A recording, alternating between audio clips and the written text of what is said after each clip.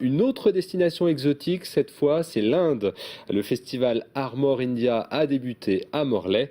Jean-Claude Breton, bonjour. Bonjour. Vous êtes l'un des organisateurs de ce festival et président de l'association AADI, ça veut dire Alliance Armor Duplex Inde, et ça veut dire d'ailleurs premier ou origine en C'est ça. sanskrit. On a choisi le mot Adi avant de lui donner les initiales. Vous êtes alors ce festival, ce sont des voyages musicaux, des découvertes de danse, des conférences, du cinéma. Qu'est-ce que vous souhaitez proposer aux visiteurs, aux spectateurs de Armor India? D'abord, ce festival a été créé il y a 4 ans, c'est la 5e édition.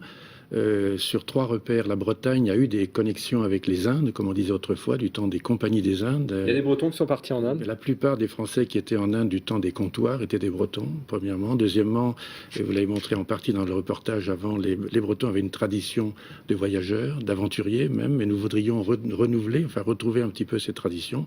Et enfin, troisièmement, c'est peut-être le plus important, l'Inde, c'est un très grand pays émergent qui est peut-être un peu mésestimé par rapport à la Chine, au Brésil ou à la Russie. Mésestimés, méconnus aussi? Un peu méconnus ou victimes des clichés que nous ne voulons pas d'ailleurs démystifier parce qu'ils sont exacts, mais nous pensons qu'ils sont trop souvent généralisés. Donc le festival a pour but bien sûr de faire plaisir au public, mais en même temps de l'amener un tout petit peu vers des choses qu'il ne connaît pas bien, moins bien, et en respectant toujours une exigence de qualité. Donc c'est un festival qui est probablement unique dans son niveau de qualité de prestation en Bretagne. Il a d'ailleurs été inauguré hier par l'ambassadeur de l'Inde en France, en personne, qui est venu spécialement de Paris à Morlaix.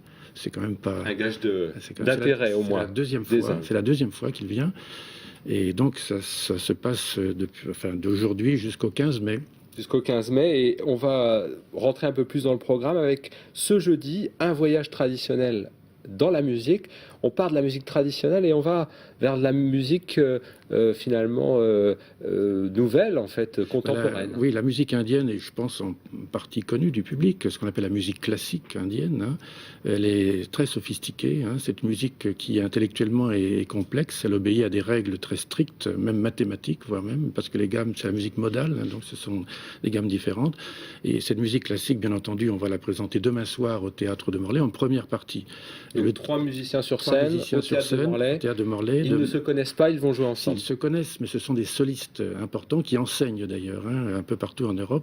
Et donc ils vont se réunir et ils ont préparé un concert spécialement pour nous. C'est-à-dire qu'il démarrera par une première partie classique, musique d'Inde du Nord, des ragas, et ensuite ils vont gentiment voyager vers vers une composition contemporaine, voire même l'improvisation, parce que l'un d'entre eux est un spécialiste en improvisation, tout en respectant ce que je viens de dire, c'est-à-dire les caractéristiques de la musique indienne. Donc Claude Breton, il y aura aussi de la danse, puisque la danse indienne est très connue et elle est très complexe aussi. On pourra découvrir ça samedi, toujours au Théâtre de Morlaix. Toujours au Théâtre de Morlaix, qui se prête fort bien à ces spectacles, parce qu'on voit bien, on entend bien, il est parfait.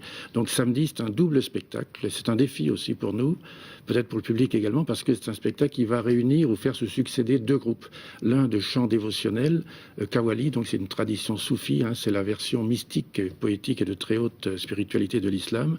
Et en seconde partie, danse Kathak. Et la danse Kathak est une des 7 danses classiques de l'Inde, qui a cette particularité d'avoir réalisé une fusion entre la culture hindoue et la culture musulmane. C'est ce que vous voulez montrer, la coexistence de plusieurs religions, de plusieurs peuples aussi, et plusieurs cultures au sein de cet énorme État qu'est l'Inde. On n'oublie pas le cinéma, mais Bollywood vient tout de suite à l'esprit, et pourtant, il y a un autre cinéma à côté. Vous le présenterez au cours de ce festival Armor India. Oui, nous sacrifions bien entendu au cinéma. Il y aura d'ailleurs un film d'un grand metteur en scène, réalisateur indien, Mani Ratnam, qui est tamoul.